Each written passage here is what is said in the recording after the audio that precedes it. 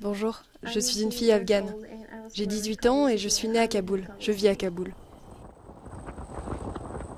Je voudrais vous dire la vérité. Je veux que le monde entier m'entende et me comprenne. Je suis une fille qui avait un rêve, celui de changer la société, de défendre les droits des filles et des jeunes. Je voulais faire de mon mieux et en tant que fille et activiste, alors je l'ai fait. J'ai commencé mes activités à 14 ans. Je suis devenue membre d'organisations nationales et internationales. Mais malheureusement, je ne savais pas qu'un jour, tous ces rêves que j'avais seraient ruinés, détruits.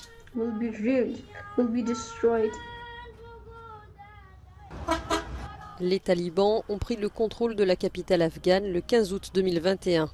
Ils clament alors que la guerre est terminée. Mais pour certaines, le combat commence.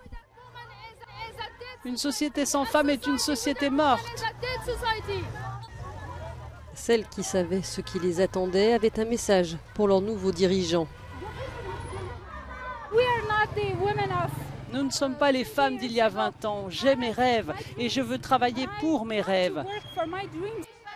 Presque tout est dirigé contre les femmes.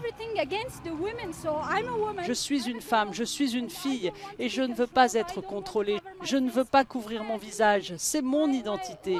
Ma vie n'aura aucune valeur si je suis juste coincée dans ma maison. Être coincée dans sa maison, c'est pire que d'être tuée ici. Au cours des 20 dernières années, les femmes ont joué un rôle crucial dans la construction d'un nouvel Afghanistan. Membres du système judiciaire, travailleuses dans le secteur public, dans le social, artistes, elles pensaient qu'il n'y avait aucune limite à ce qu'elles pouvaient accomplir. Jusqu'au retour des talibans. Mon objectif était de devenir un jour présidente de l'Afghanistan ou vice-présidente. Nous devrions éliminer les considérations de genre en Afghanistan. C'était mon idée. Mais malheureusement, mes espoirs et mes objectifs ont été réduits à néant. Cette femme qui souhaite garder l'anonymat nous a présenté un groupe d'amis à Kaboul, peu après la prise du pouvoir par les talibans. Elles ont accepté de nous parler.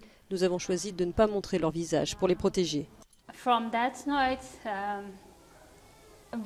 Depuis cette nuit-là, nous n'avons pas pu dormir, car nous continuons à recevoir des appels et à entendre des choses. On nous dit « Vous avez travaillé avec des ONG ou vous avez travaillé avec le gouvernement américain ».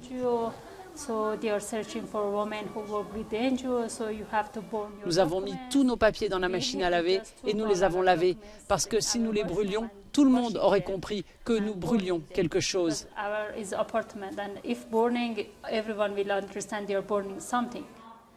Ce groupe donne une image assez fidèle de ce que les femmes afghanes ont accompli. J'étais procureur et je traitais des affaires chaque jour. Les femmes venaient me voir, je vérifiais et j'essayais de résoudre leurs problèmes. Cette femme fait partie des centaines de femmes membres du système judiciaire afghan et désormais devenues des cibles. Elles se disent chassées par des suspects qu'elles ont autrefois condamnés, car beaucoup étaient membres des talibans et ont été libérés par le groupe. C'était mon devoir. Selon la loi afghane, ce sont des criminels et je devais traiter leur dossier. Mais aujourd'hui, le gouvernement est tombé et il n'y a plus rien. Et ce sont nous qui sommes accusés et qui faisons face aux poursuites. J'ai vendu une partie des affaires de ma maison et fait don de l'autre partie. Maintenant, je me déplace d'un endroit à un autre. Je vais même chez mes amis, mais ils ne sont pas heureux de m'accueillir. Pas même mes amis proches. Ils n'aiment pas ça parce que je suis visée. Ils ne veulent pas que leur famille ait des problèmes à cause de moi.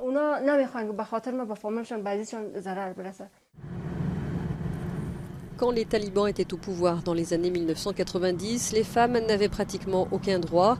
Elles ne pouvaient ni travailler, ni étudier, ni quitter la maison sans être accompagnées d'un parent masculin.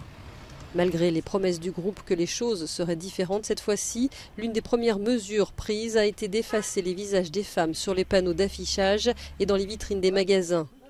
Les talibans ont également interdit aux femmes d'apparaître à la télévision. Les présentatrices et les reporters ont reçu l'ordre de se couvrir le visage.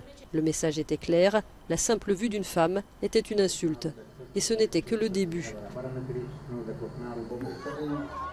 Les femmes qui ont persisté à descendre dans la rue après quelques mois ont fini par être réduites au silence. Cette photographe, que nous appellerons Marie, était parmi elles. Avec la crosse d'un fusil, ils m'ont frappé à l'arrière du bras. Mon téléphone était tombé par terre et j'ai voulu le récupérer, mais les talibans m'ont dit de ne pas le prendre et de partir. J'avais filmé les manifestations du début à la fin et je ne voulais pas perdre les vidéos de ces événements. Je voulais que le monde entier puisse voir ce qui s'était passé. Ils m'ont dit non, ne prenez pas le téléphone portable. Mais je me suis baissée et je l'ai attrapé. C'est alors qu'ils m'ont frappé 2 fois au bras avec une barre de fer. Marie n'a pas été arrêtée ce jour-là, mais le groupe d'amis avec lequel elle était a été menacé. Selon elle, la peur et la douleur ne sont rien à côté de l'impact que l'arrivée des talibans a eu sur une génération entière de filles qui depuis 1 an sont privées d'éducation. La première annonce a été faite en octobre, lorsque seuls les garçons et les filles les plus jeunes ont été autorisés à reprendre les cours. Quelques mois plus tard, les talibans ont déclaré que les filles pourraient retourner à l'école secondaire en mars de cette année, pour ensuite les renvoyer chez elles quelques heures après la réouverture des classes. Les choses ont encore empiré lorsque des militantes ont disparu. Les talibans ont toujours nié les avoir détenues. Ces femmes ont finalement été libérées 1 mois plus tard. La question reste de savoir qui est à blâmer pour ce qui est arrivé aux millions d'Afghanes. Et cette question divise.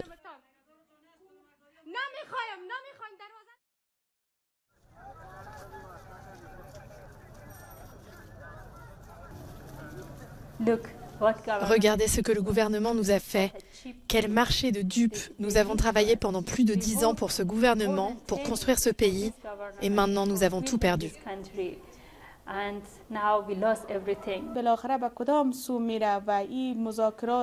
Qu'est-il arrivé aux négociations et qu'est-il arrivé à tout l'argent qui est parvenu à l'Afghanistan? Comment les États-Unis, la superpuissance mondiale, ont investi en Afghanistan pour finalement laisser le pouvoir à quelques motocyclistes qui ont battu des bombardiers B-52?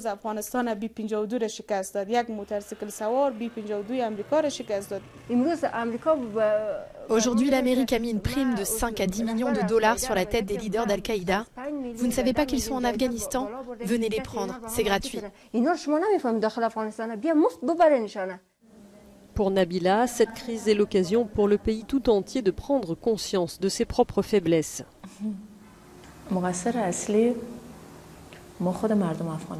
Le principal coupable, c'est nous, le peuple afghan. Nous avons été silencieux lorsque nous avons vu la corruption dans la République d'Afghanistan. Nous avons été silencieux lorsque nous avons vu un suicide à l'université de Kaboul.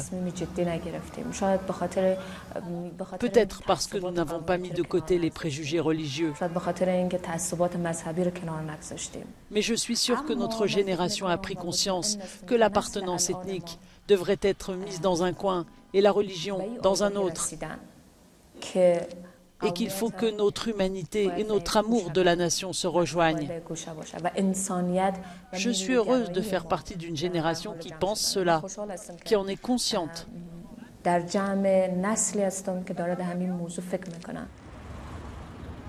Au moment où a été réalisé ce film, la plupart des femmes afghanes n'avaient pas le droit de poursuivre leur scolarité au-delà de 12 ans ou de reprendre leur travail dans la fonction publique. Elles étaient également interdites de sport et découragées d'apparaître en public sans un parent masculin. Euronews a choisi de produire ce film, mettant en scène uniquement des femmes afghanes pour ne pas les laisser disparaître. Tout est fini ici pour les filles, et surtout pour les femmes. Elles n'ont plus droit à leurs rêves. Ces rêves sont brûlés. Ces rêves ne sont plus vivants. Et c'est vraiment déchirant. C'est vraiment triste pour tout le monde.